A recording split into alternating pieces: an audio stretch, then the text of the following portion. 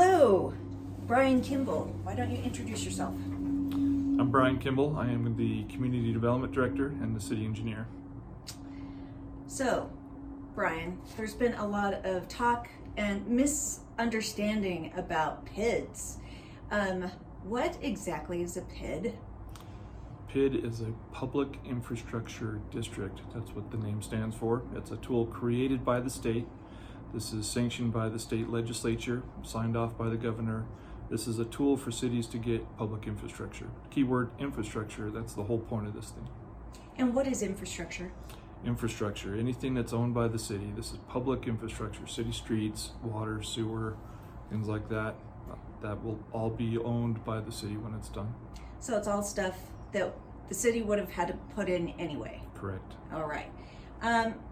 A lot of times I hear people feel like this is going to increase their taxes. What do you have to say to that? Absolutely not. This is a tool that's created.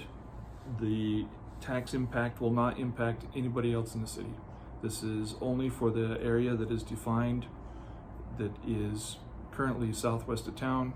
There's a key piece of property that's been established. Nobody else will be impacted by this. Only those properties that were within the founding documents are impacted. That excludes everybody else in the city. Nobody else is touched by this as far as taxes go. Okay, and what happens if this fails? The city is not liable in any way, shape, or form. This is 100% third party.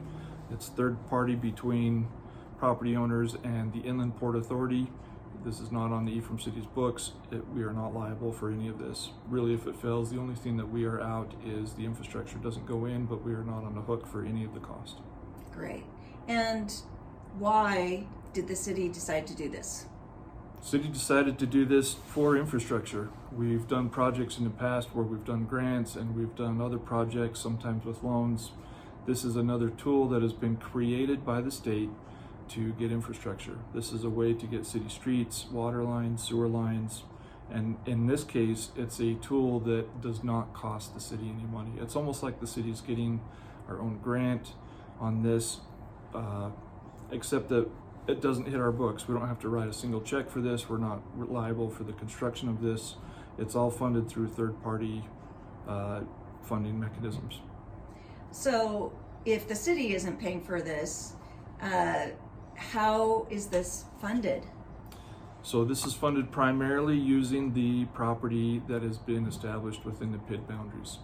Again, this land is land that has been designated. It's on the southwest part of town. In this particular application, it's currently vacant. After the property develops, it will increase in property taxes. That's the same as it would be anywhere else in town. If you have a vacant field, you're only paying a certain amount of property taxes. After you put a house on it, your property taxes go quite a bit higher because of the structures. So that difference in before and after taxes, that's used to make the payments on the loan by the developer to the state inland port. The state inland port funds this initially. The cost is initially funded by the inland port at the state. They issue that in the form of a bond. The bond, which is kind of like a loan, the loan is paid back by the property taxes of those properties in that area. Nobody else in town is affected at all. All right. So in this case, growth is paying for growth. Growth is basically paying for growth. It doesn't hit anybody else in town. This is we feel like it's actually a pretty good tool. One, to get city infrastructure. Two, to not impact the residents in general. Three, for the growth to be able to pay for growth. The properties that are impacted by this are in that area that's defined. They're the ones on the hook to pay it back.